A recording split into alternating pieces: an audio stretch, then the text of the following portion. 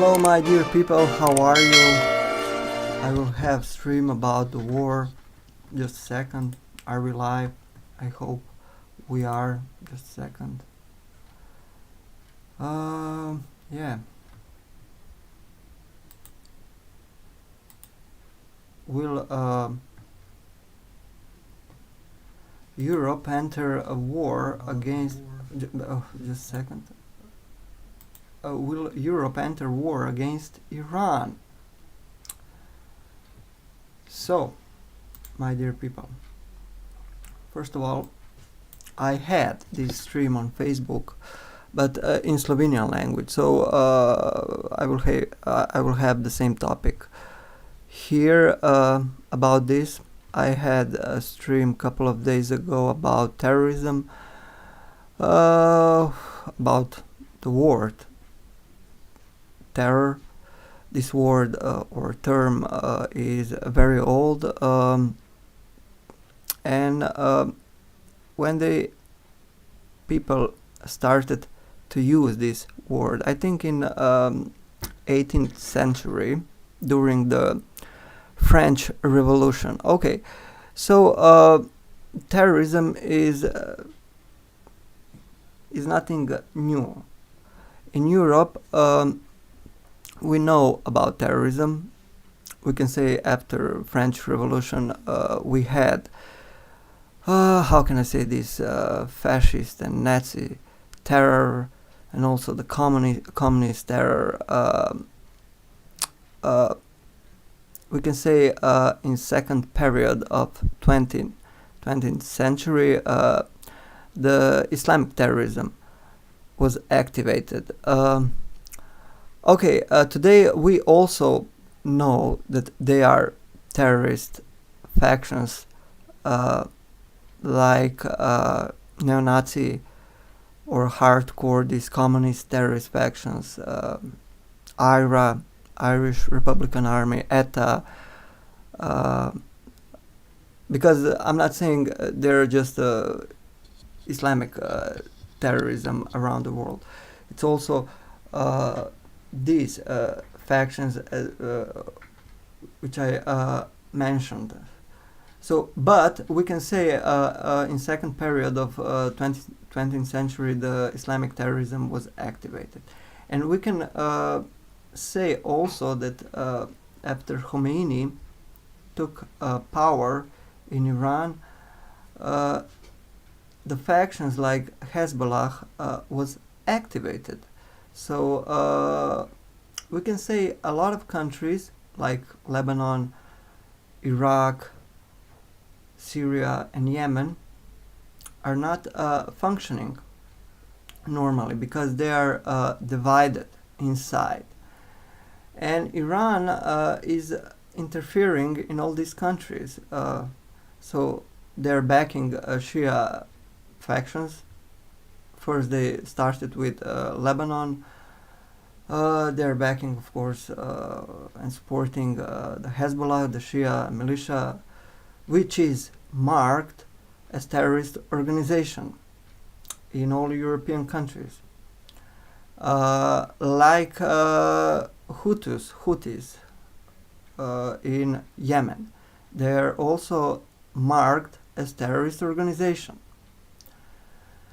And of course we have also Iraq, which is divided inside between Shia, Sunnis and Kurds. So these countries are not functioning because Iran is interfering in all these countries. And that's simple, pure and simple.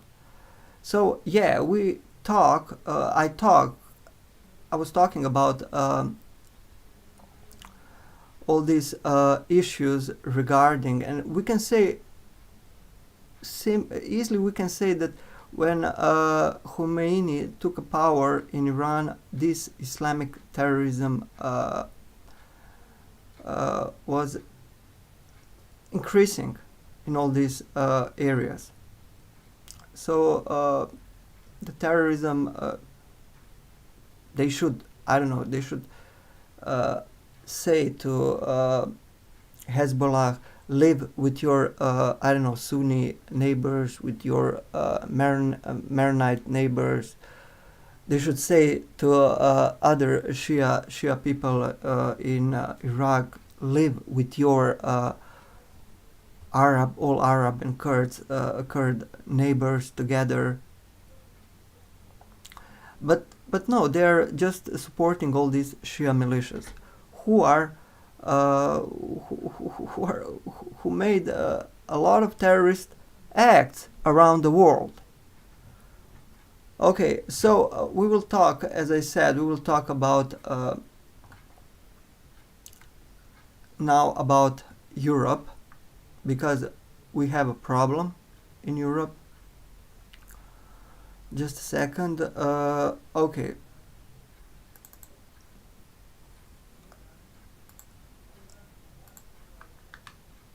You can also donate me. Okay, as you see, as you can see here on map, are Iran missile launch sites. From there, they're launching missiles, and that's their only defense. Okay, I don't know what's the role of Europe in global affairs, because they once said that Europe would become a factor that would decide about global things, but that didn't happen. It's unlikely that Europe would get involved in war because, as I said, Europe has no strategy when it comes to global affairs. The game is run by the US, Russia, and China, and we in Europe, with over 500 million people, we are like useless American bag.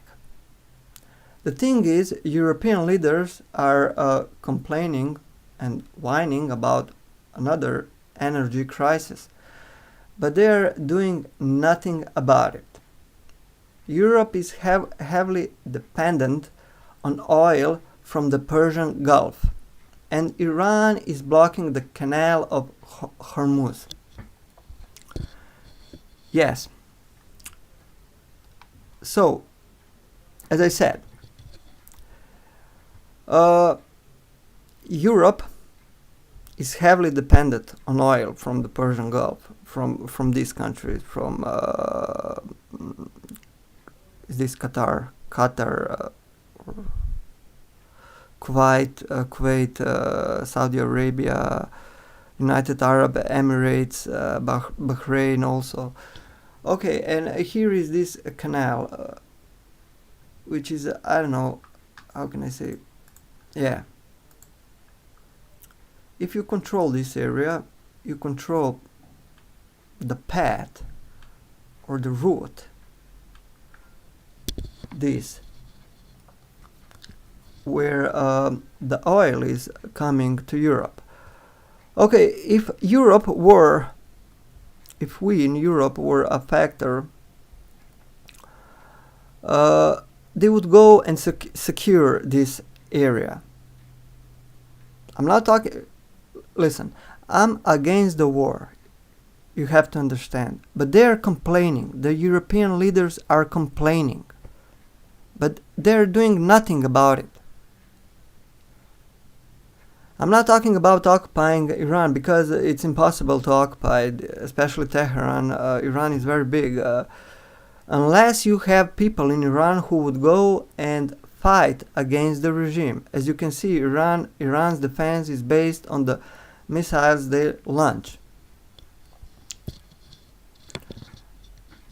So that's their only defense. And you have to understand another thing, you know. Who finances all these Gulf monarchies? Who? European taxpayers. Every time you buy oil at the gas station, a percentage goes to these countries. You have to understand this. I have nothing against Iranians as a nation, but this regime is deliberately causing a crisis that affects us too in Europe. Then they are threatening to attack Europe. So what can I say? Fuck them. Who do they think they are? Kind of empire? Because of them, there is a chaotic situation in Iraq, Syria, Yemen, Lebanon, because they think they are 3,000 years ago when they were like some great Persia. If we go back to history, Alexander the Great occupied Persia, the Rome, the Byzantium, then the Ottomans. Even Stalin wanted Iran, but the West stopped him. West really stopped him and helped Iran.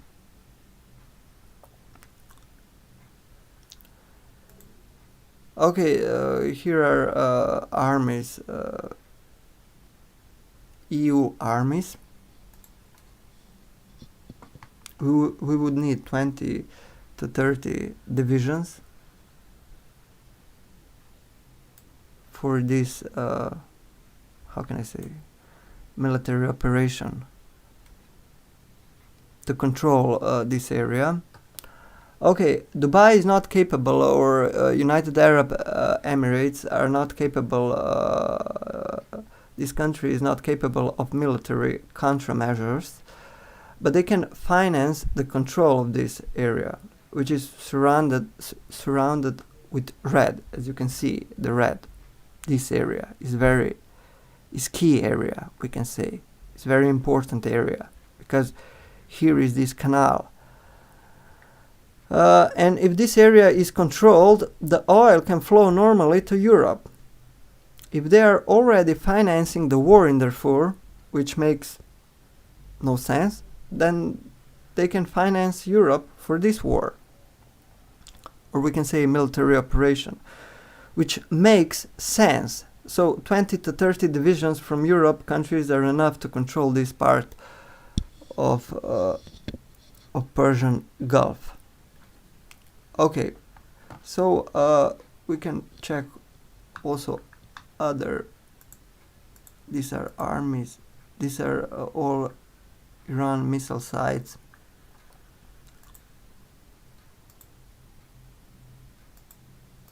Yeah, Iran is big. That's the problem, you know. You cannot occupy Iran just like that. You can if you have, I don't know, inside someone. Okay, I was listening this stream which Piers Morgan had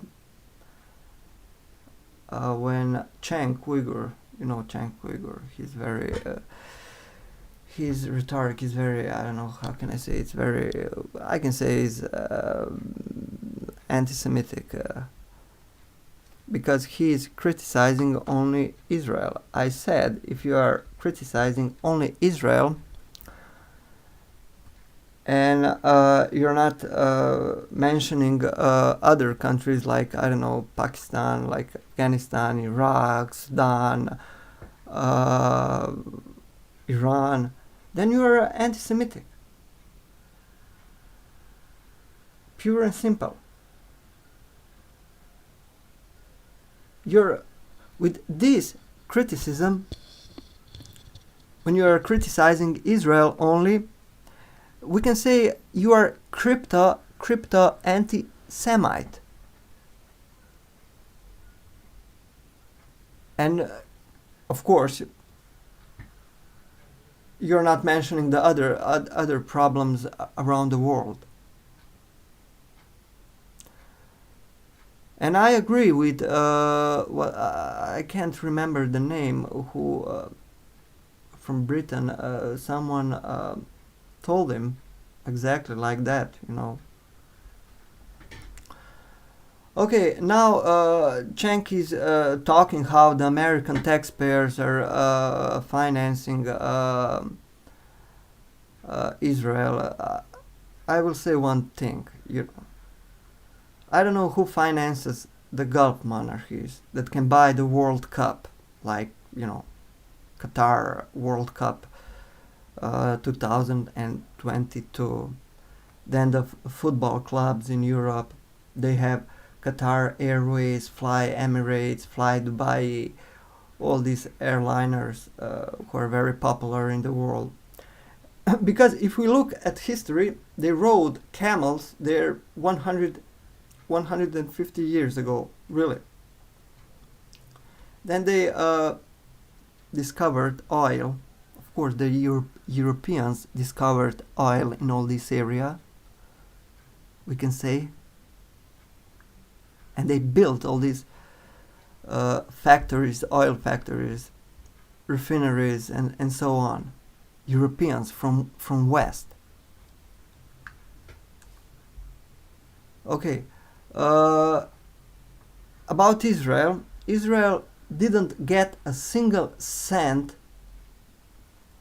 to build cities like Tel Aviv, Haifa, and so on. Railways, subways, highways, hospitals, schools, and so on. They built everything themselves. Plus, the fact that Israel as a country produces a lot of things related to technology, medicine, irrigation systems, artistic products from films, music, and so on. Israel doesn't have oil. 98% of all profit, when we talk about these countries, is oil. 98% of all profit is oil.